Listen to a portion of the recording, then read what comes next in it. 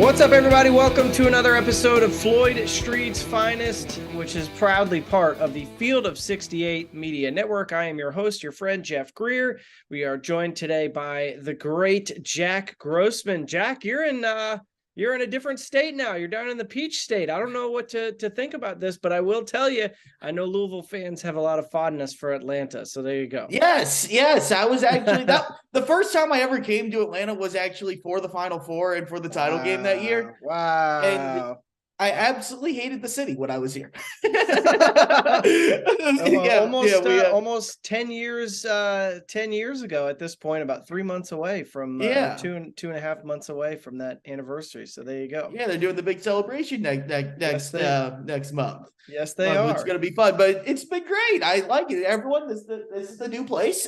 This is the apartment. Yes, I'm out of the basement. It's a very good feeling. And I'm in the basement. I'm in my own basement. I mean, I feel like it's a requirement. One of us has to be in a basement. One of us has. If it's a podcast, you got to be in the basement. That is how it goes. Yes. Before we get into a variety of topics related to Louisville men's basketball and whatever this season is, it's a season. They've played basketball games. Yes. They have played some basketball games. I want to make sure that we point folks to our pals across the Field of 68 Media Network. As I say every week, there's so many good podcasts going across the country, both on teams and then obviously the national stuff as well.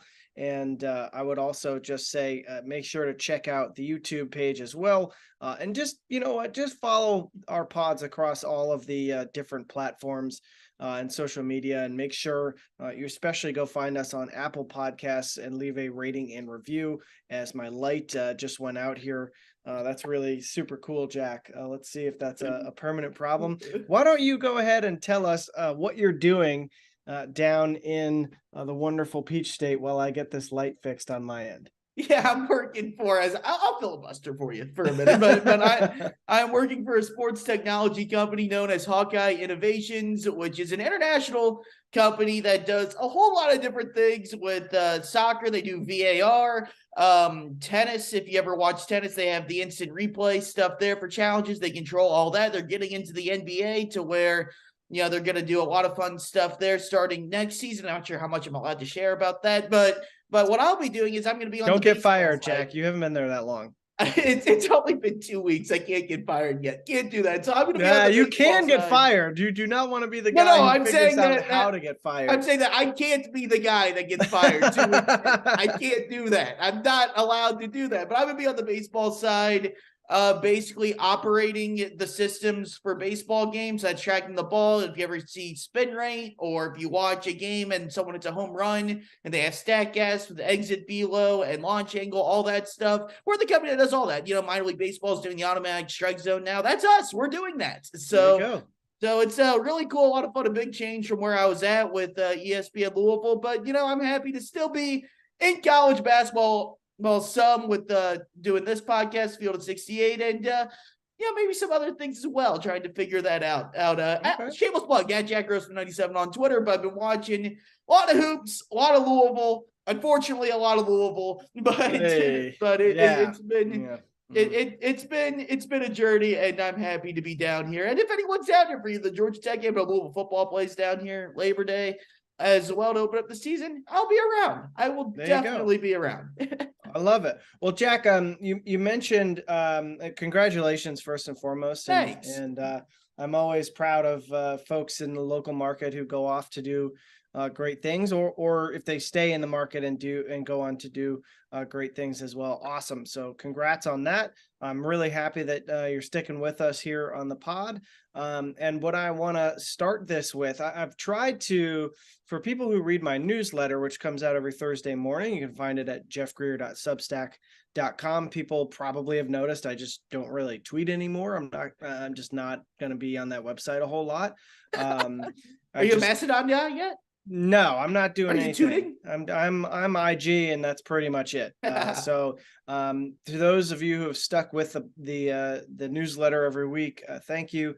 It has been a tough season. So many people have subscribed for the reason of in their note as they subscribe, they'll say like, excited to follow the train wreck, which is a really masochistic way of thinking about the newsletter. I try to keep it light and positive for the most part. It's been difficult to analyze a team that's 2-17 and not feel like you're either beating a dead horse, being overly just kind of like too cynical, and just kind of bringing down the mood. I know that people come for insight, so I appreciate those who have stuck with me, and there have been a few who say when Louisville starts winning games, they'll be back. So, I mean, it's a tough spot. So, Jack, let's start the podcast the way I try to start the newsletter. Okay. I'm not trying to sugarcoat anything, but I feel like with any time that we're going to get into some stuff about the basketball team that is currently playing games, it's not going to be fun. So why don't you tell me your favorite 2012-13 season memory? You talked about going to the national championship game, and I will tell you mine from what I remember, because I was in Florida at the time. So I was not covering the team. I was far away, but I was obsessed with college basketball, watched a lot of it regardless. So go ahead. What's your favorite 2013 season memory for Louisville basketball? You only get to pick one, so make sure it's a good one. There's a lot of different ways I could go here. There is. Because being at the championship game was nuts. And when Hancock hits the 4 threes in a row, it's absolutely nuts. Yeah. But I'll go a little off the radar, I guess. Yes, and I'll go actually the 5 overtime Notre Dame game. Okay. Because that was, if I'm sure everyone remembers, that was a 9:00 start. Mm-hmm. And we're watching the game, just, me, my brother, my dad in the old living room. I was a freshman in high school at that point, so I was still going to Hebrew school on Sundays. So my mom goes to bed at halftime. And of course, the game keeps going into more and more overtimes. It's actually ironic because Mike Bray just announced he's retiring a couple days ago. But I remember a couple things. Number one, every time it would go into another overtime, Rick Pitino would get more and more pissed off, and Mike Bray would just be sitting there laughing. and like Notre Dame just had so much. They just knew they were playing with house money all the overtimes. And Pitino looked like he was going to kill someone. I love that. And the dichotomy was nuts. So finally, like the 4th overtime, my mom comes downstairs and starts yelling at us. And she goes, "What the hell are you guys still doing awake?" And we're like, "The game's still going on." She's like, "It started at 9. It's 11:45. There's no way it's still going." I'm like, no, look.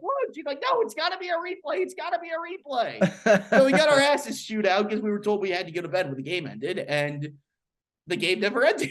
But 5 overtimes, just poor Russ Smith just jacking up shot after shot. It must have been exhausted. Yeah, because that was a game, like, I hated that game in the moment.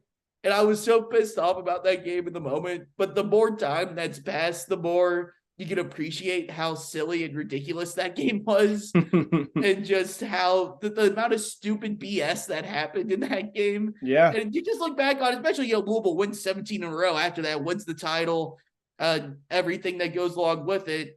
But I'd say that, and then just, I know it's in one, but the Syracuse game. Yeah. I mean, that game, I've never seen a team do what that team did.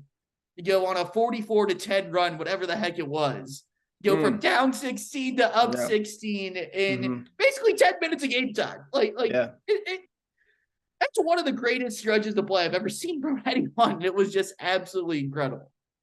Okay, those are good. I was just going to throw out, it's funny, I remember, I don't remember where I was and why I was in a hotel room, but I saw Duke and Louisville, that Louisville lost that game. I think it was like the 4 battle or 5 for points. Atlantis. Yeah. Didn't play. Yep. They lost by a couple of points. And I remember I must have been, I was covering high school football at the time, and I must have been maybe at a playoff game somewhere else in Florida and spending the night at a hotel, because I came back and I turned it on. And I remember thinking how much I really liked their little point guard, who was Peyton Siva. And obviously I knew who he was from following college basketball.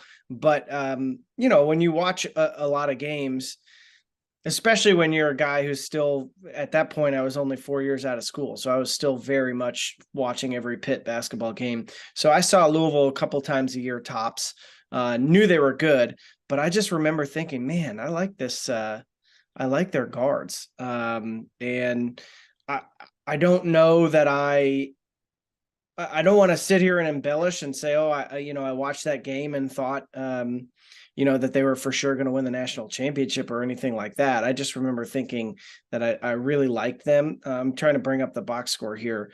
That was the team that Duke had with Ryan Kelly, Plumlee, Seth Ryan Curry. Kelly, Seth Curry, Suleiman, Quinn Cook, Emil Jefferson came off the bench. He played 5 minutes in that game, but Siva had 19 points and 6 steals in that game. And I remember thinking that guy's good. So just watching that team play and just those Pitino teams and the pressure and the 2-3 trapping zone. It was just fun. I mean, it was just a lot of fun to watch. It was a very entertaining brand of basketball. I mean, obviously, with the Pitino days and the Denny Crum days, a lot of Louisville fans want to see more pressing and that type of stuff. And I get it. That's not really how the game's played anymore. No one's really pressing. And that's something that bothers me as someone that grew up watching that. But it's just a different, time changes, things change. Some things come in favor, other things go out of favor. The full court press is one of those things. But just the way those two guards especially were able to get after people, and you had Gorgie Jang on the back end that could just clear away any mistake, but you'd be so overly aggressive defensively, which is awesome. Yeah. I don't know. I look back at that Syracuse game, and that's the most like, oh, bleep.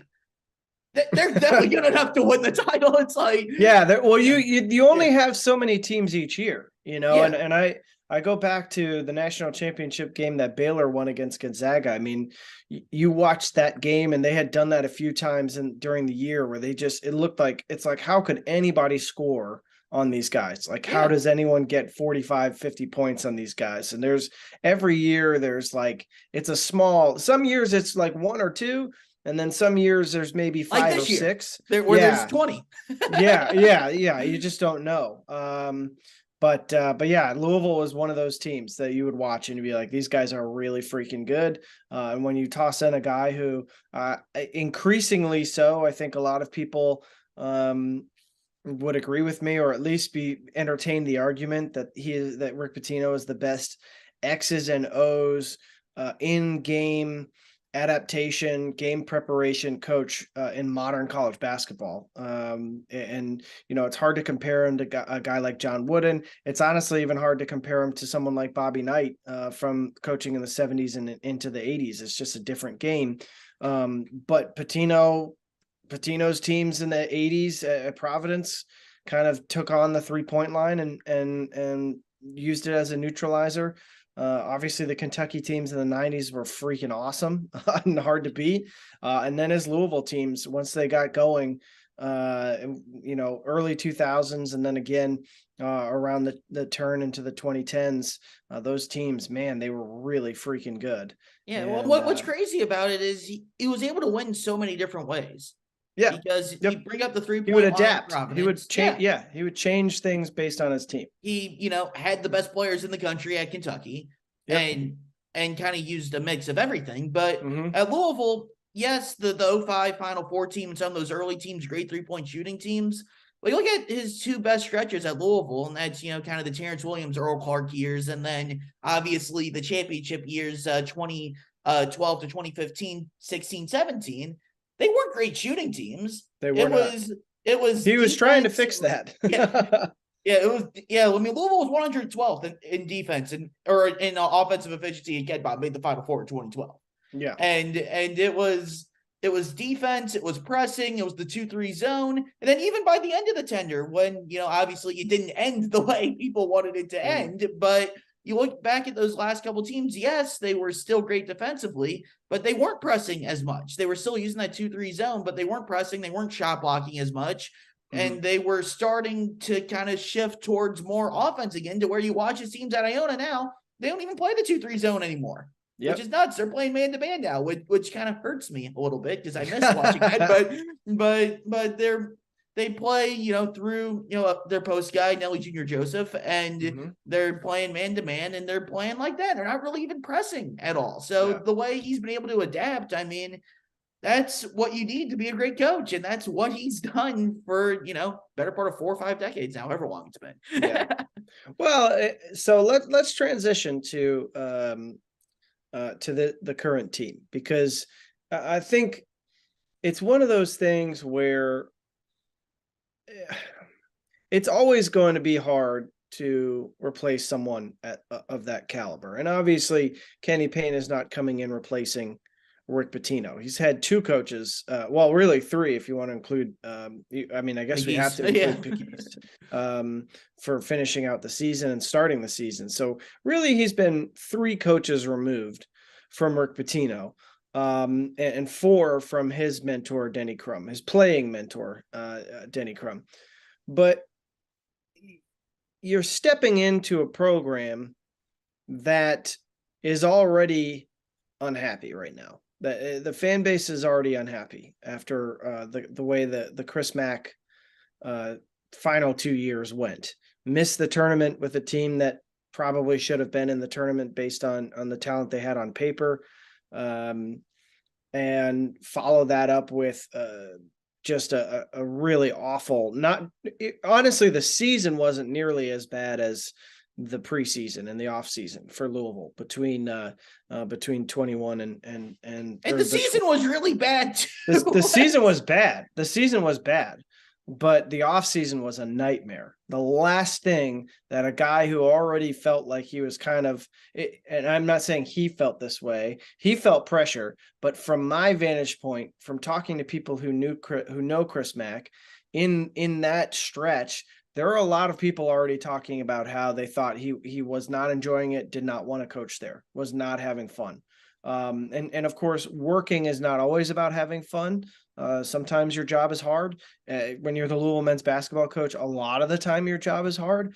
But I think he underestimated, as I've written and I've said before, and we don't have to go all the way down there. But I think there's a lot of toxicity. And there still is. There's a lot of toxicity around the program. And I think, there are a lot of cooks in the kitchen. There's a lot of people who think they know how to win.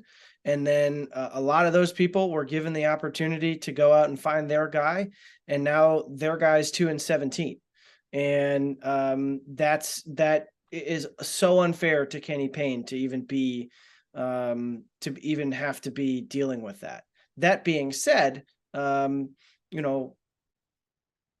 a minimum standard at Louisville. And last year in Denny Crum's tenure, which I forgot who I was talking to about that. Those are probably the 2 worst years in modern Louisville basketball history, right? I mean, because Pitino's first year they made the NIT, 05-06 they made the NIT, and then everyone panicked, the David Padgett year where they won 20 games and went to the NIT. Yeah. Which how far away does that seem now? Which is nuts. Right. So and missing the between that, Jack, and between that and Chris Mack's first season, they were 18-13 or 20-13, made the NCAA tournament. 17. Really struggled at the end of the year after getting some nice early wins. They were comfortably in the tournament, but not playing well. I don't think anyone thought they'd get out of the first weekend. I think some people thought maybe they should beat Minnesota, but probably wouldn't get out of that first weekend. But between that season and David Padgett's year, I mean, people were apoplectic about those teams. And to think now where they are these last 2.5 years, I mean, you've got to figure out a way to turn back the tide from the momentum. And I don't know. I think that's a really hard position for a guy who is way more experienced than is fair to just say, oh, he's a first-year head coach. Kenny Payne's been around this thing for a long time. He knows the ins and outs of a college program probably as well as anyone. at a high level too, having been at Kentucky and at Oregon, which was has been a really powerful program in the Pac-12 and nationally for a while now. So he's not unaware. I know he's not. He can't be unaware. And if he were, I'd be really concerned. But to be in this position, you're starting to get to the point where I don't know that there's a whole lot that people can look to and say, this gives me great confidence that next year will be better. You can revamp your whole roster. And I know we want to talk about kind of the more visceral reaction to losing to Pitt. In a second, Pitt is a team that has rebuilt its roster almost entirely around transfers. I do think, John Hughley being out this year forced Jeff Capel to really change everything, because it was right as the season was starting that their best player was injured and is now out for the year. At least out for an extended period of time. I can't remember if they've ruled him out for the whole year. You're the Pitt expert here, I know. So you got to know that one. Yeah, but I put him on my IR and my fantasy team. But they did rebuild their roster with a bunch of transfers, and they're having success. And so I think when you lose to Maryland the way they did earlier this year, when Maryland was in the position it was in last year, goes out, makes, I thought, was a good hire in Killard. And I know that it hasn't been as soaring as it was at the start of the season for Maryland, but they came into Louisville and beat them by 25 points with a retooled roster. I know they had some guys come back. But it's hard for people to look at stuff like that and accept where they are right now. And I think the reason that the reaction to Pittsburgh was as strong as it was, and I say this as someone, again, I'm an alum, I watched Pitt a lot. I have basically they're not bad this year. They're a tournament team. They are a tournament team. Yeah. They're a really good offensive team, and they're good enough defensively. And they have one of the best names in the sport. What? Federico. Oh, I was like, I like Nelly Cummings too. I think it's a great name. But I have to clip that one. Yeah, there you go. But here's the thing, Pitt has been one of 3 doormats in the ACC since Louisville joined the league for the most part. Early on, Jamie Dixon was still there. They had a couple of decent teams, like with James Robinson.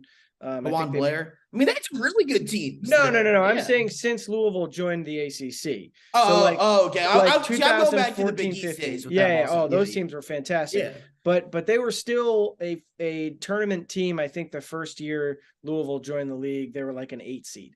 But they had the 2 Kevin Stallings years, and as we know, Jeff Capel's teams have really struggled, with the exception of 1 or 2 seasons. For most part, I think this is year 5. I think they've had 2 really awful years, one okay year, and 1 year where they were at least decent. So Pittsburgh's made the NCAA tournament once since Louisville came to the ACC. That was in 2016.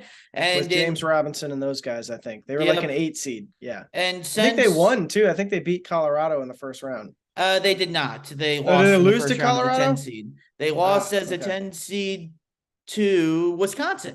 They lost 47-43. Okay, then I'm thinking of a different season. Yeah, but that's bad. That's pretty bad. But the point is, look, I get it. If you're a Louisville fan and you joined the ACC, you don't think super highly of the Pitts, of the Clemsons, Boston College, the Boston College for sure, Georgia Tech to a degree. Just kind of a comical thought about them. And then a couple of years ago, losing to Wake Forest in the early stages of the Steve Forbes tenure. Now it's they have a pretty good coach. But those are games where I think just because of how people's perceptions have been shaped for good reason in Pitt's case, it's hard for them to accept getting blown out by a team that actually is a tournament team, but still is associated with the same groups that Louisville beat by 55 on their home floor, that Louisville destroyed just a couple years ago. And so I think all of those things are understandable for people in terms of coming back to the visceral, angry reaction. And when you add in the thought that maybe they were making some progress, and then they got blown out back-to-back games and looked lost again. I don't blame people, but I think the biggest challenge is, I know this is a long thought here. I just think the biggest challenge is, if you're Josh Hurd and if you're Kenny Payne, you sit down and you say, what is your plan here to figure this thing out in March? And how is it different than last year? How are you going to approach it differently than last year? And what are you going to do to ensure that you don't whiff on 10 guys and end up with a roster the way that this thing is constructed? Because I'm not convinced at all that this coaching staff has the tactical, as the British would say, nous, the tactical ability to take a new roster that isn't talented enough and figure out a way to coach them to wins. I'm not convinced, because they should be doing that with 6 or 7 top 100 kids this year. They should have figured out, get me 8 wins. Get me 8 wins. You could be 8-9 right now, and people would be like, it's going to be a tough year. You can't be 2-17 and get blown out in just about every game. Yeah, I mean, there was that baseline that we talked about all offseason of, look, it's not going to be good. They don't have the roster that they need, but you feel like at the end of the day, they're going to play harder because they have a coach that knows what he's doing, and that'll result in a couple more wins. And who will get that out of them because of his history, because of who he is relationships-wise in his career. He would at least get them to play hard. And that hasn't happened. Nope. I mean, it hasn't happened at all. With the exception of a couple games. Yeah, but for me, not consistently. What I don't get is, which, first of all, I'm completely with you. I mean, I credit Louisville and Kentucky fans on this because they can keep losing in years like this. Like Kentucky fans did this with the 9-16 team a couple years ago also. And the fact that there isn't just 100% apathy and just like, I don't care anymore. Like there is still fire. There is still people going nuts and being completely pissed off when it's 2-17. Like, I don't understand it, but I appreciate it because I respect it. I respect those people because that's when you know the program hasn't totally sunk in terms of fan engagement and stuff like that, despite how bad the crowds are, despite, everything that's happened. The fact that there's still a group of people that can get this pissed off is honestly impressive for those people. That being said, I get it. Pittsburgh's been a bottom dweller. I get it. Speaking of programs whose fan bases have hit some apathy, that was Pitt. Yeah. I mean, Pittsburgh hadn't beaten Louisville in Louisville since 2006, the first year that Louisville was in the Big East. And that hurts you, doesn't it, Jeff? That hurts you a little bit. There were some good teams between then and now. Good teams. Yes, there were some great teams. They did beat them in Pittsburgh though, so just not very often. Not very often, but that's okay.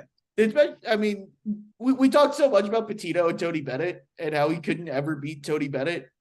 He owned Jamie Dixon's ass. He really did.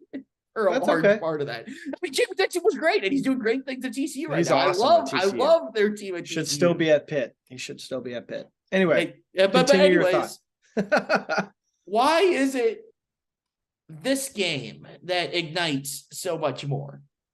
When I understand, Mike James is playing well. He has a couple rough games. You were more competitive in some of these games, but I don't view this game as vastly different than the Kentucky game, or or some of these other games. In fact, UNC game very similar. Yeah, UNC was very similar, but at least in a game like this or a game like Carolina, you weren't down 16-2 to start like you were in the Kentucky game. I don't view it.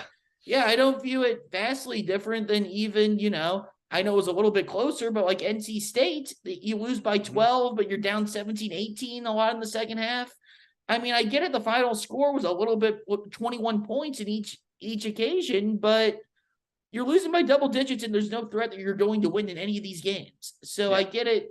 It's a couple more baskets, but it's better than it was in the Maryland game when you're down like 35 at one point. It's better than that. And I'm not saying you're saying that things are getting better and you should be happy about the team. No, but it just hasn't changed. Nothing has changed. Nothing's changed. So why is there such an escalation from these past couple games when, to me, it's the same brand of you're going to get 8 to 10 good minutes and 30 bad minutes of basketball from the team every single game. Like, what's different from everything else? And that's what I don't understand from North Carolina and Pittsburgh. I know Mike James, we had him on the pod a couple weeks ago and he was on fire and you cursed him by having him on the pod. I cursed him. I did. I'm sorry to Mike. It may or may not have been my idea to have him on the pod, but I'm going to. It was your idea. You did suggest him. It was a good suggestion. He is on my list of favorite Louisville guys who I've interviewed multiple times over the years. He's a good dude. I like him. Always says hello when I see him in person. Not that really matters for a whole lot, but he remembers your face. That's a good sign of someone. That's always a good thing. And he plays hard. I do think he's the guy who you can have on your college roster for a few years, and he will help you become a winner. But like, he's a freshman. He's a redshirt freshman, first-year player. Still a freshman. It's still his first year. You got to think. We see this with freshmen all the time. Redshirt freshmen or true freshmen. It takes a while before you consistently get that. It's a lot of times you see flashes in a freshman season. And then I'm leaving, obviously, the one and done type guys out of that because that's a different character. But Mike James is a guy that you feel like is going to be a multi-year player that can be a real building block. So for me, he struggled the last couple games, but you can take the highs and say, okay, it's not a guarantee that he's going to consistently be able to do that, but you're seeing that that's there. And you're seeing, okay, you have a guy that you can try to build around. But other than that, I mean, Kamari Lands, I still like his potential. I mean, JJ Trainer's giving you some bright spots the last few games, but it's all about the transfer portal and the recruiting. So for me, I'm like, why is it what's happening on the floor that's escalating everything? Where we've already got to figure it out. It should be the recruiting. People are not happy about. Honestly, what sucks? Yeah, and what sucks for us, because we have to talk about this. But hey, no one's holding us hostage and making us do it. but what's hard on our end is we have to find ways to talk about this when nothing's going to change between now and when the transfer portal opens. Sure. Timmy, like I don't. Well, the portal's open, Jack. All right, so you want to give the recruiting has already begun. The recruiting has already. I don't know any. I think that's another. Even if you know names, you can't tell it. We were not going to know anything. No. Yeah, you can't say, "Oh, we're working hard on this kid who's still who's at a Big Ten school right now." Yeah, who hasn't even put his name in the transfer portal yet. That's really the last step. And that to the staff's credit, that's where I give a little bit of the looser leash, I guess you could say, or a little bit more slack. Is it's underrated how much work has gone into the transfer portal kids before their names hit the portal. I mean, it's a frenzy to make the call and get in there early once the name is in there. But I mean, you've read the stories on the football side too. We all have. Those conversations started months before with the AAU coaches, with the high school coaches, if those guys are involved, with the personal trainer. You always have to find out who the guy or gal is who is leading the recruitment or is the one you need to have a relationship with, maybe even family. Those contacts and those efforts are well underway for schools now. But here's the problem, Jack, and I'm not saying a leaky coaching staff or a coaching staff that talks too much to reporters or talks a lot to reporters, not too much, but talks a lot to reporters. I don't know why, but I was so convinced you were going to say leaky black there. As long as he's in college basketball, when you hear the phrase leaky, you're always thinking of leaky black. Yes. He has a great NIL deal with yes, fantastic. Yes. Fantastic. The potential there was always it was incredible. So good. But I'm not saying that having a coaching staff and coaches who share information with people who cover the team is the right way to go. I'm not saying that is a necessity, but I think the lack of any sort of messaging coming out anywhere saying, "Oh, we're in good shape here," or these are the guys you need to follow. And, you know, there are certain people who will then start tweeting about them a lot, then make it obvious that Louisville is interested in them. And that's fine. That's the recruiting ecosystem and how it's built. The fact that there's none of that, the fact that nobody is crowing about Louisville being in good shape with certain people is concerning. And I've been talking about it since it started. In order for people to subscribe to the "we got this" attitude, the kind of the Department of Defense secrecy stuff, and you know, real G's move in silence like lasagna, all that stuff, like, you got to show people something, and you can't move in silence and expect people to think things are going well behind the scenes if you're 2-17. Like, there's no reason to think that anything is going well if you're 2-17. And when you already struck out in the class of 2023. Yes. Yeah. High school kids. Yeah. Right. So this is a humongously difficult situation. Nobody wants to pull the plug after one season. Nobody does. That this is a very different thing, I think, than the NFL, than the NBA, than professional leagues. This is a different deal. And when you throw in the relationship that the coach, in this case, Kenny Payne, has with the university. And I don't think Josh Hurd wants to operate that way either. I think he wants to, again, this is a guy who is molded by his experiences at Villanova and the dedication to Jay Wright and sticking with Jay Wright and watching things slowly burn into what became Final Fours and eventually national championships and all of that stuff. But for a guy who is molded and shaped by those experiences, and for everything, I mean, sticking his neck out on a hire like this, when there are a lot of bona fide college basketball coaches who have wins to show for and NCAA tournaments to show for, who were interested in this job, and to stick your neck out on behalf of a lot of the alumni and people who said they would be marching in with NIL and all of that other stuff, and really do whatever it took to help Kenny Payne be successful, you know, that's a big risk for someone who was an interim when they made the hire and is early in his stages as a head coach. This is a very perilous 2 months for everybody associated with this program. Let me say this though on Josh Hurd too. If he were to hire someone else, and we've gone into the details of, you know, who Louisville could have hired and all that stuff and what the search firm recommended and all those types of things, and where Louisville was in a financial state at this point last year. Mm-hmm. But if he hired someone who was a mid-major coach or someone like that, or heck, even if he would have hired someone like Jerome Tang, who's, you know, absolutely killing it at Kansas State right now. Yeah, they're awesome. Yeah, I mean, what would the backlash have been if he hired someone significant? Like that? Yeah, significant. But that's an assistant, Jack. That's different. Yeah, if you go hire, I'm not even just saying Jerome Tim. I'm saying, what if he hired like a Matt McMahon? Like, I don't think people would have been jumping out of wheelbarrows for Matt McMahon.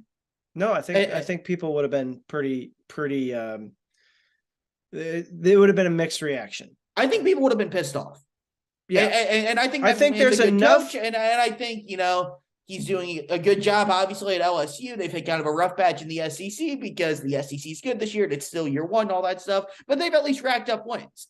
Yeah. But for me, I think if you were to hire anyone other than Kenny Payne, unless you went out and got an absolute home run hire, that you can correct me if I'm wrong, Jeff, someone like, you know, a Nate Oates, a Musselman, you know, Mick Cronin, even Mick Cronin, I think people would have been pissed off. Yeah, but I mean, like, I think there's like three guys that people were actually excited about, whose names were thrown out by people like like Bruce Pearl type. Yeah. I remember when that was Pearl, a thing. Musselman, Oates, and even Oates. I don't know, but Pearl, Musselman, I love Oates, and obviously I think Oates Scott Drew, but I think Oates has the best team in the country right now, and it's really easy for me to say that I really like him right now, but I really liked him back then. Also, I was calling for that back in the day. But if you weren't going to get someone like that, which Louisville couldn't afford to get at that point, Yeah, because they would of have had to come up everything with else. $12 million Yeah. plus salary. Yeah, Yeah, that's a lot of it money. didn't matter who you were going to hire. There was going to be an absolute massive backlash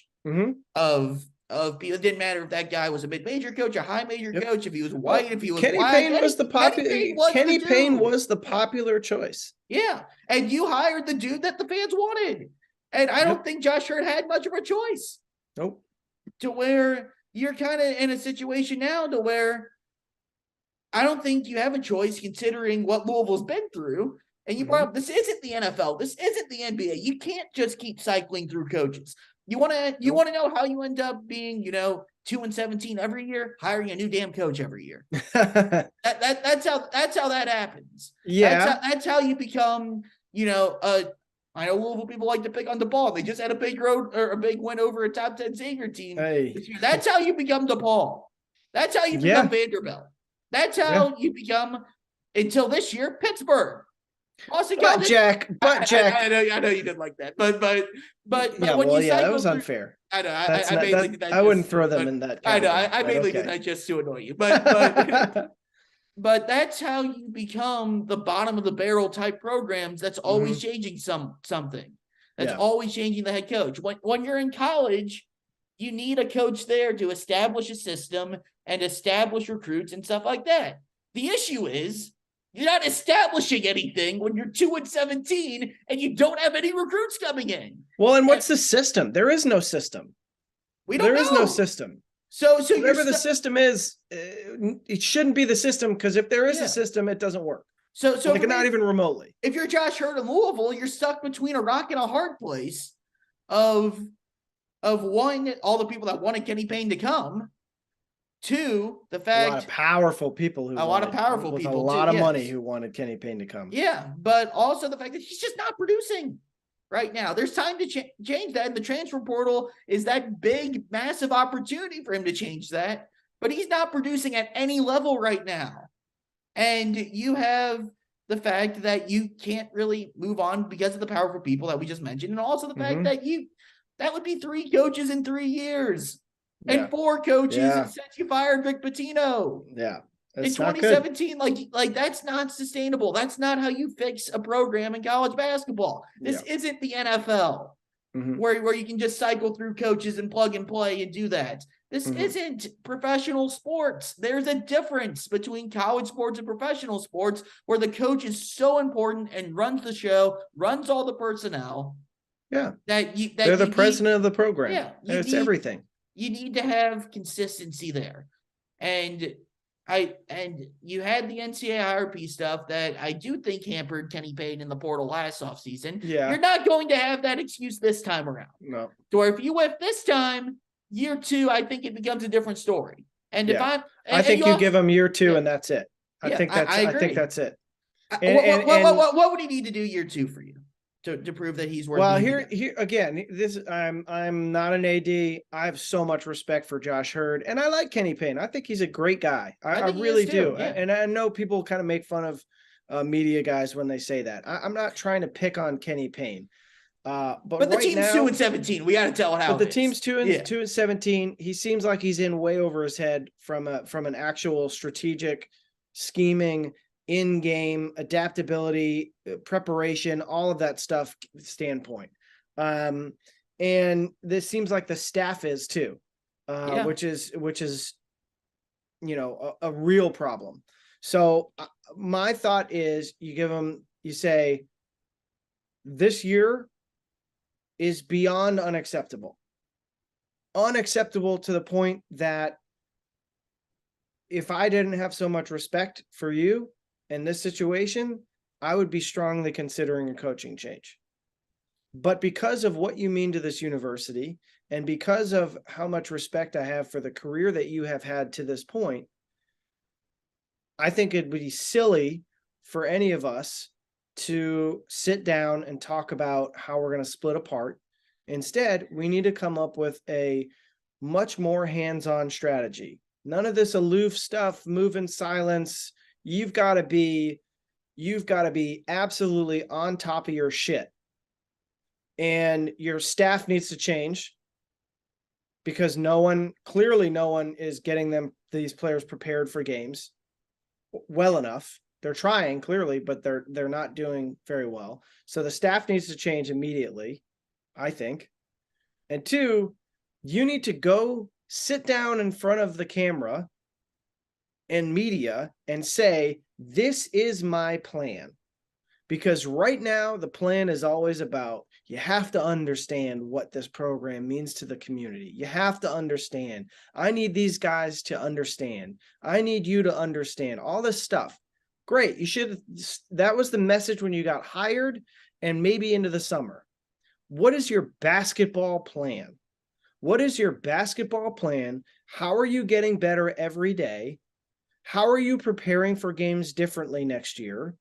And what are you going to do in the recruiting portal that makes me believe that not only you're going to go get good players, but you have the chops and the staff to take good players and win games? Look at Notre Dame. Notre Dame has a bunch of good players.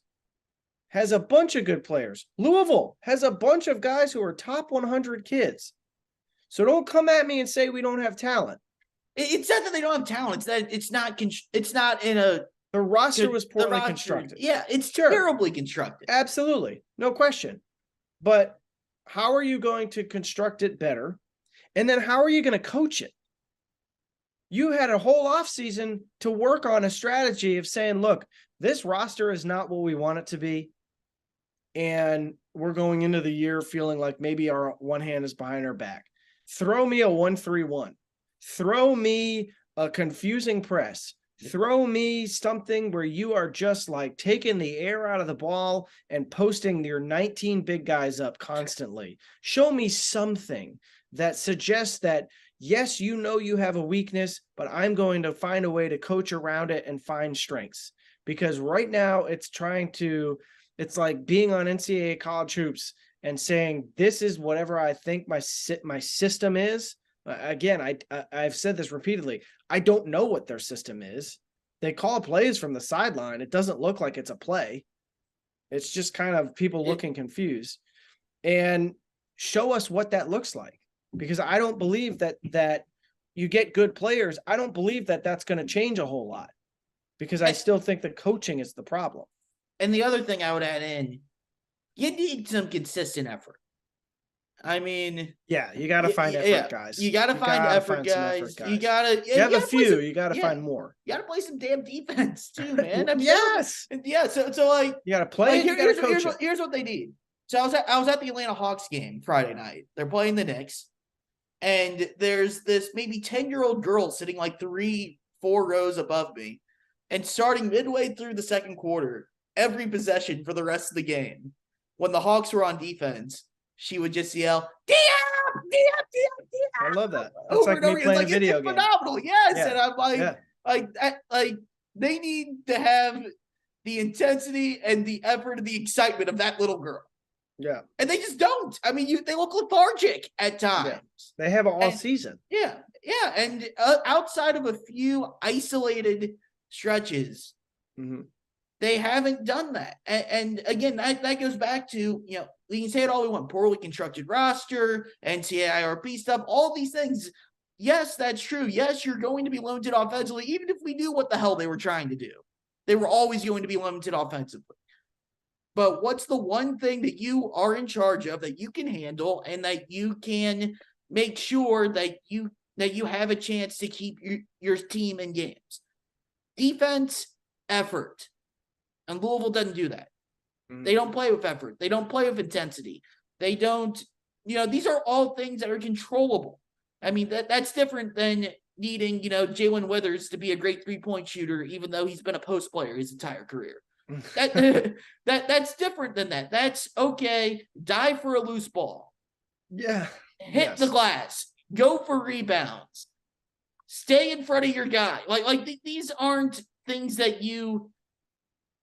these aren't skills. These are things that you can inherently tell yourself, I'm going to do this, and you can do it. Basic and basketball Louisville doesn't do those things at all. And that, to me, is as concerning as anything else, because that's what we thought Kenny Payne at a very baseline was going to be able to do. It's like, okay, he's never coached before.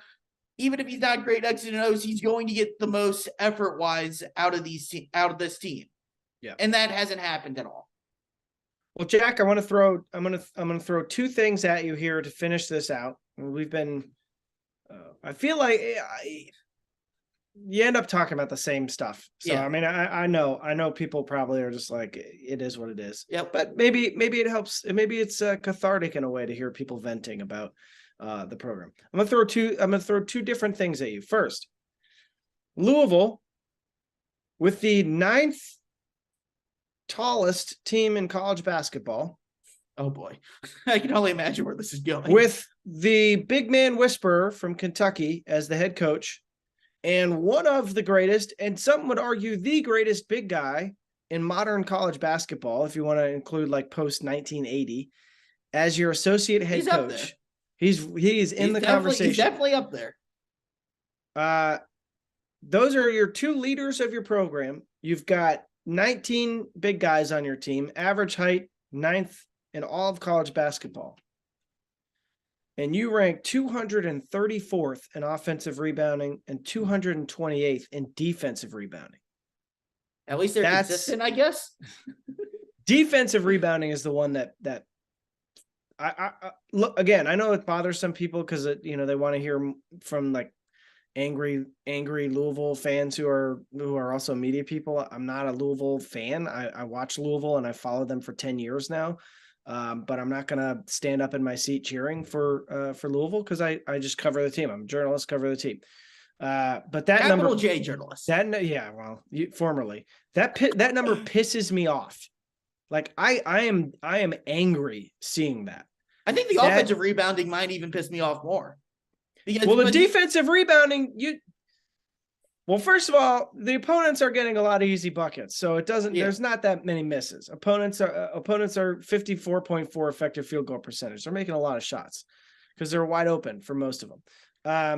But if you get a stop, get the damn rebound. It's straightforward. It's basketball 101.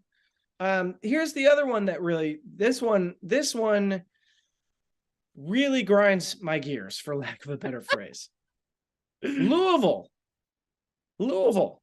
is last in college basketball. Last, 363rd. 363rd out of 363. Can I guess the stat? Yes. Non-steal turnover. Non-steal turnover percentage. For folks who are not huge college basketball like data folks and they just watch games and stuff, I'll make it super easy for people. It is what you think it is. Non-steal. That means literally like throwing the ball out of bounds, offensive fouls, stupid turnovers. Unforced turnovers. If you play 70 possessions on offense, 9 of them on average are someone throwing the ball errantly out of bounds to no one. Dribbling off their foot, the ball rolls out of bounds. Running into someone in the lane, uncontrolled offensive foul. All of those things are non-steal turnovers. I know coaches focus on live ball turnovers because of the odds that they lead to a fast break and an easy basket in the other direction. I know that that's a big point of emphasis, and understandably so. But if 9 of your 70 possessions are just you giving the ball to the other team, that's a problem. If you shoot 44% as a team, which is solid, that's 4 out of 9 possessions that you're losing points on. So if you say, I cut out all of those turnovers, and no one's perfect, that's not going to happen, but it's safe for hypothetical, 9 possessions. 9 possessions, you go 4 of 9 in those possessions. That's between 8 and 10 likely points. Yeah, they're all in a game. It's 12. So you lose by 17 instead of 25, but you know what? NC State, you're down 4. You're competitive. 12. Yeah, you're competitive, and that to me is a carelessness, and again, lack of attention to detail. Yes, and maybe I'm being too hard on the coaching side of it, but that means that they are not getting better at understanding why those are turnovers and understanding where they need to be and understanding how they can cut those out. That the communication, the coaching is not good enough to fix that and correct that with young players who should be able to take coaching and guys who they said they wanted to keep because they felt like they could coach them up. So if you're going to say, I want to keep you and I want you on this team and I'm going to coach you up this offseason, and then you don't improve through the course of the year, whose fault is that? It's yours. Everybody. Yeah. It's the coaches too. So don't go into the post game, don't go into the pregame stuff and just keep saying, I need you to understand. I need these guys. It's always the player's fault. Everything we hear is the player's fault. And at some point, I feel like that just falls on deaf ears. And I think it's been that way for weeks now, where people are like, at what point is it coaching? Well, what's interesting is we talk about the parallels between Kenny Payne and Calipari so often, and especially when it comes to the Calisms that Kenny Payne will do in his pressers. The one thing that they are completely, totally opposite on. You watch Calipari, like Kentucky, they just went through a tough stretch the last few weeks. Every time that they would ask him about it, he would redirect the pressure off of his players and put it on himself, saying, blame me, don't blame the kids, it's my fault. Kenny Payne's done the exact opposite. And a lot of and he's pivoted towards blaming the situation that he came into and saying these players need to stop thinking about that.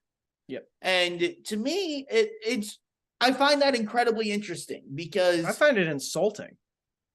That's fair. I was trying to be polite, but yes. It's insulting to everyone's intelligence. It's insulting to our intelligence to think that you can say that and you get away with what the product you're putting on the floor. Again, if you're 8-10 right now, 8-10, I'm with you. 8-10, I'm like, wow, they've done a pretty good job with a team that's clearly still dealing with some stuff.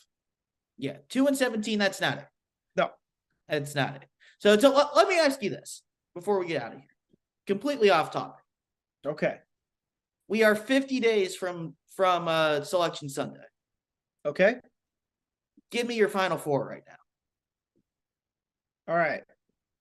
Something happier to end the show on. yeah. We'll switch back into something else because we could talk about this a lot. All right. I always tend to like Ken Pom as my reference point. I'm with you. Yeah. I'm gonna say number one defense. I think Tennessee will get there. Oh, Rick Barnes never gets there. You know that. He'll get there this year. There's my prediction. I like who's more likely to get there? Two guys that have traditionally very much struggled in the NCAA tournament. Rick Barnes or Matt Painter? I was gonna say I think I might have both of those teams in. See, my Final Four. Let me pick my Final Four. Okay, see, I was trying to give you time to think, so I was filibustering for you. Yeah, no, that's okay. Yeah. Okay, well, let me go with my definites first, and then we'll go back. All right, so I definitely think Houston is going to the Final Four. I think Houston's really good. They're good in the tournament. I really like Alabama, so I think I feel good right now about Houston and Alabama. I want to say one of these Big 12 teams that are just really tough to play against, one of them is going to get in. I don't know. Kansas obviously leads the pack right now. Iowa State's tough. Texas is tough. Yep. We talked about Kansas State. I really like TCU. You can never count out Baylor. I mean, what a league. Even look, West Virginia at 11-7. I know they've struggled, but they have one conference win. I know. I'm just saying, like 25 and Ken Pom. Like that just shows you how nuts that league is. So I'll say Houston, Alabama. I like. I'll back off my Tennessee pick because I'm worried about Purdue and Tennessee. You got in my head. So I'm going to say Houston. I'll say Houston, Alabama, Purdue, and then I will pick I'm going to throw in I'm going to say Kansas State. I love Kansas State. I know that's an aggressive shout. I mean, you got to go a little outside of the box here. It's a Final Four. There's got to be one team. Usually there's one, maybe two. But I like Kansas State. So I'm going to throw in what a great story that'd be with a first-year coach and kind of a program that is always solid and has had some good seasons, but is kind of just kind of there. Yeah, they're bad. Yeah, usually, but they. No, I'm not trying to piss off Kansas State fans because they're very loyal. Their team is awesome. Yeah. So I think it'd be a fun story, and I think they're really freaking good. So they're incredible to watch. They're absolutely. Is yours different? Is your Final Slightly. Four? I think Alabama is firmly the best team in college basketball right now. Okay, I think Houston and Alabama are the two that I would make the argument. Yeah, for. just with Houston, Alabama's playing the best. Yeah, Houston, we just don't know because they're in the American. Right. And they just, they don't played have a those tough non-con though. They did a tough non-con, including losing to Alabama at home. Yeah, I know. Which was I would like to watch awesome that game again. Yes, in Houston in the Final Four. That'd be great. But I'm firmly aboard on Alabama. I know they shoot a lot of threes and people get worried about that, but they're so good defensively for me. That they can win games when they don't shoot the ball well. And that's different from obviously last year when they were like a 6-7 seed, and even the Herb Jones team from a couple of years ago. They weren't as good defensively as this team is. And I love Bediako inside. They got length, they got shooting, got absolutely everything I want out of a basketball team. So I love them. I also have Houston. I think they're great. Tennessee and Purdue. I'm willing to get burned on Tennessee and Purdue if they make deep runs in the NCAA tournament, because You're tossing both. Are you tossing both? I'm tossing both of them. Wow. I thought Purdue last year, I was like, oh, that team, that's a nice team. They've got the guard inside combo with Ivy. Yeah, Ivy was incredible. Yeah. And they lost to St. Peter's. Yeah, I can't believe it. So for me, it's very much so. And Purdue, like, they do everything that you would want except having guards that can beat you off the dribble. But like, they're defending at a top 20 defensive efficiency rate right now. How many held Minnesota 12 points in the first half a couple days ago? That's pretty impressive. So they're defending a lot better than they did last year. I think that's the biggest difference between this year's team and last year's team. That they don't have Jaden Ivey. But for me, I'm just not going to trust them. Okay. Until they make a tournament. Your prerogative. Like that's one I'm willing to get burned on Tennessee and Purdue. Okay. So who's filling in? Who's filling in for those two? Kansas, because it's Kansas. Yeah, it's Kansas. And then I think I got too cute going away from them. I think I'm too cute trying to get away from them. Yeah, all right, go ahead. And I'm going outside the box with Xavier. Whoa! They don't defend well enough to win the title. They don't. But give me the team that has all the shot makers, all the offense, all the fun, and how ironic would it be that this is the team that Sean Miller gets to the Final Four? I mean, after all those great Arizona teams, they ran into Wisconsin like 3 years in a row in the Elite Eight, never got over that hump. This is the team. I love Sule Boom. I love Colby Jones. They got a really good front court with Dundee. That is a shout, Jack. That is a. I know it's a reach, but they can score on absolutely anyone. Yeah, and again, it's hard to argue. They're 89th defensively right now, so they're not going to win the title unless something drastically changes on that side of things. But give me 4 straight games of them just pouring it in, scoring, shooting the lights out. Wow. And I think that could be some incredibly entertaining basketball. It's a Sean Miller coach team, so you need to say just sending it in. Yes. I believe he was on that Jerome Lane team. I think he was. So you gotta go sending it in for Xavier. I like that. Okay. I like that. I like so between the two of us, Xavier and Kansas State are our wild card. I mean, we gotta have a wild card. Throw a wild card I did almost throw TCU in there also. Yeah. But I can't. No St. Peter's? Yeah, St. Peter's. Seton Hall. Seton Hall making Seton Hall's won some games with Rasheen. Yeah, but here's my thing with TCU. They are 348th in the country in 3-point percentage. At some point, you're going to have to hit an outside shot to make a Final Four. Yeah. And for me, like, you got to be able to win games different ways. And when they're not forcing turnovers and getting out in transition, they're beatable. That being said, they are so incredibly fun to watch. So fun. And I think they are squarely. I think they can definitely be a second weekend type team that if they got the right matchups, can definitely make a Final Four. Yeah. But I can't pick a team to go that deep that shoots the ball that bad.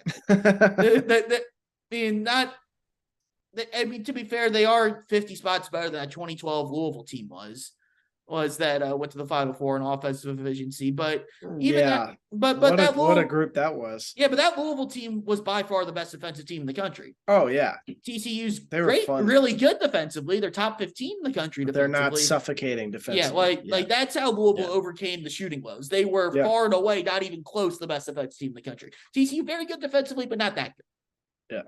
Not all right. Well, there you go. I would love to see Jamie Dixon in the Final Four. He's put in a great coaching career. Strikes me as a guy who's had a really long, successful career, and kind of like a Matt Painter, has had some really good teams and has come close. And just Scotty Reynolds. Yeah. Thank you for ruining my Saturday by bringing that up.